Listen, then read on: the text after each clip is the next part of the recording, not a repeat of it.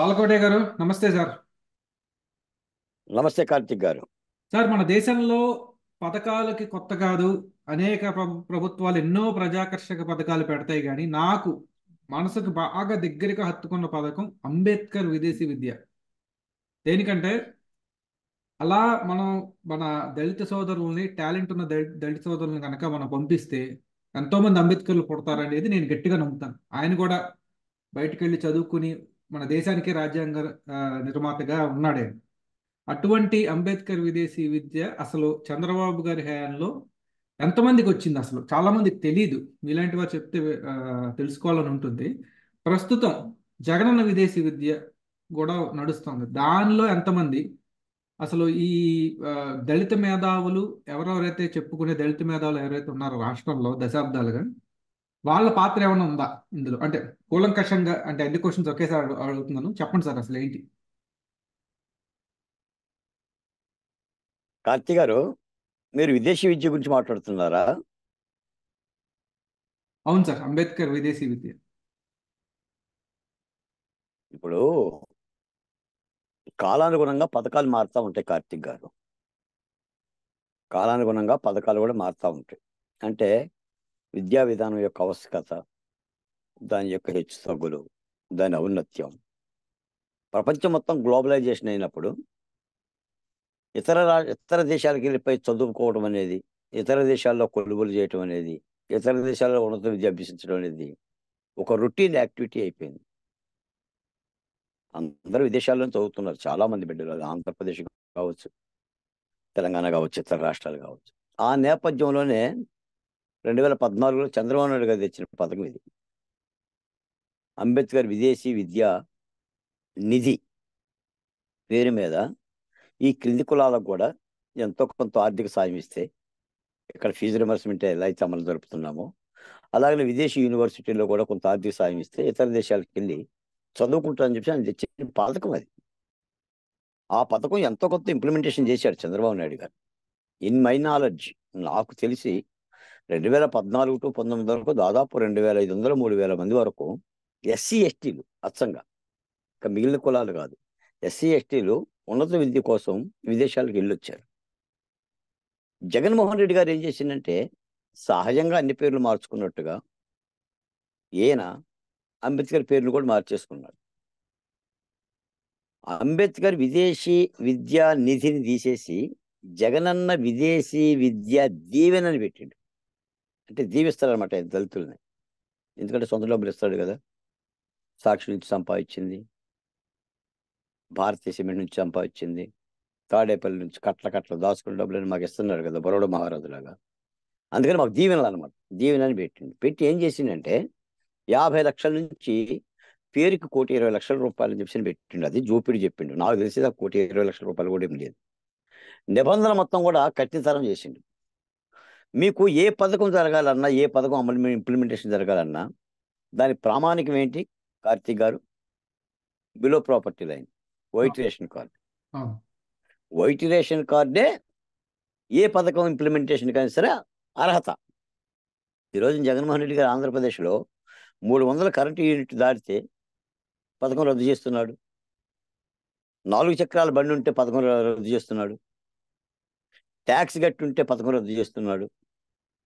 తండ్రి ట్యాక్స్ కడితే బిడ్డది కూడా రద్దు చేస్తున్నాడు.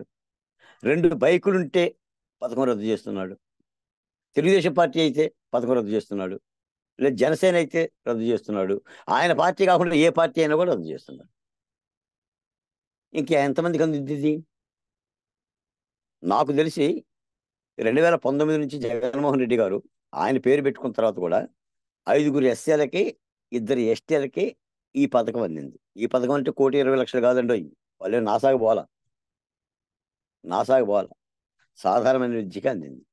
కాకపోతే మా జూపుడి ప్రభాకర్ గారు ఏం చేస్తారంటే, శనమరిగిన కూడా బాగా ఇల్లెక్కి కూసినట్టుగా బాగా తిన్నాడు కదా, బాదం పప్పు, జీడిపప్పు, అటు కాంగ్రెస్ పార్టీలో, ఇటు తెలుగుదేశం పార్టీలో, మళ్ళీ వైసీపీ పార్టీలో బాగా తిని తండ్రి లాంటి అంబేద్కర్ని, దైవం లాంటి అంబేద్కర్ మీద కూడా తోలనాడే పరిస్థితికి వచ్చాడు. చదువుకున్న వ్యక్తి, అంబేద్కర్ ఫలాలని అనుభవించిన వ్యక్తి. మాకు డబ్బులుంటే చాలండి, అంబేద్కర్ పేరు లేకపోతే ఏమైంది, జగన్మోహన్ రెడ్డి గారికి ఇష్టమేమో పెట్టుకున్నాడు అనే పరిస్థితికి వచ్చేసాడు. అంటే దళితుల్ని ఎంత పాదాక్రాంతం చేసి మాట్లాడుతున్నాడంటే, ఈ రోజున నిన్న మొన్న కూడా నేను మాట్లాడాను. సూపరెడ్డి గారు ఒకటో రెండో సార్లు ఎమ్మెల్యేగా కంటెస్ట్ చేశాడు. సరే గెలవలేదు అనుకోండి, అటువంటి వాళ్ళు ఎందుకు గెలుస్తారులే. ఆ కంటెస్ట్ చేసిన ఎస్సీ రిజర్వేషన్ నియోజకవర్గం ఎవరు పెట్టారు? జగన్మోహన్ రెడ్డి గారు పెట్టలా, వాళ్ళ నాన్న రాజశేఖర రెడ్డి గారు పెట్టలా, డాక్టర్ బిఆర్ అంబేద్కర్ గారు పెట్టిండు.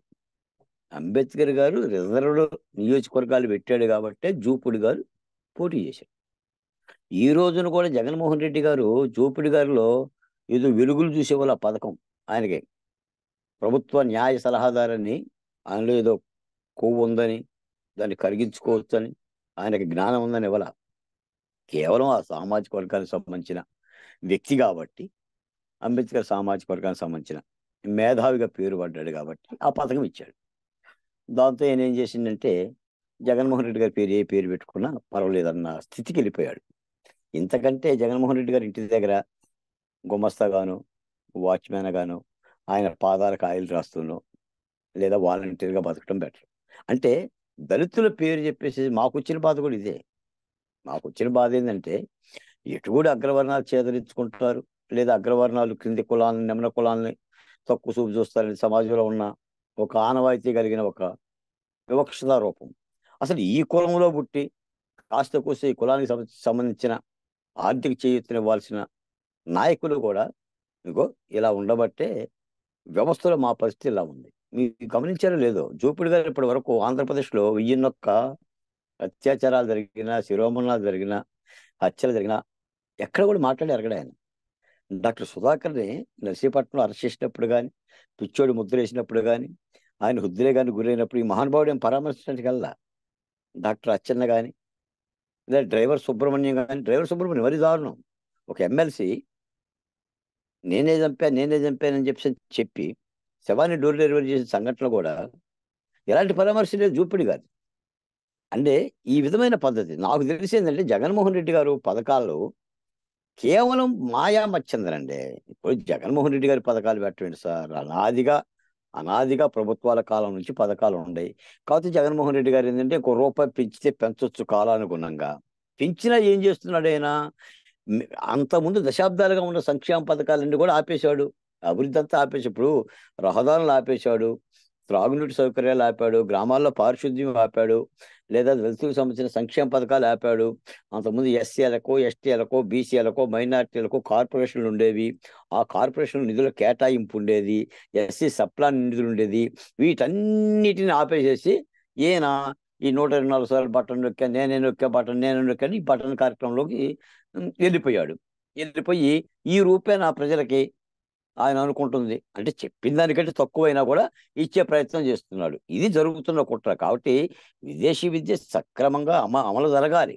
ఎందుకంటే చాలా మంది బిడ్డలు కూడా విదేశాలు పోయే బిడ్డలు, చదువుకున్న బిడ్డలు, ఆశగా ఉండే వాళ్ళు ఉంటారు. ఆ విదేశీ సాయం అందాలని, విదేశాల్లో వాళ్ళు చదవాలని చెప్పి చంద్రబాబు నాయుడు గారు లాంటి వాళ్ళు ఒక తపస్సులాగా దాన్ని చేపడితే, జగన్మోహన్ రెడ్డి గారు ఈ నిబంధనలు పెట్టేసేసి కేవలం తన నామవాచకానికి పేరుకు వాడుకునే ప్రయత్నం చేస్తున్నాడు తప్ప, ఇప్పటికైతే నాకు తెలిసైతే జగన్మోహన్ రెడ్డి గారి హయాంలో ఏ విదేశీ విద్య అందలేదు సార్. ఉండ విద్య దిక్కులేదు. ఉండ పాఠశాలే మూసేస్తున్నారు.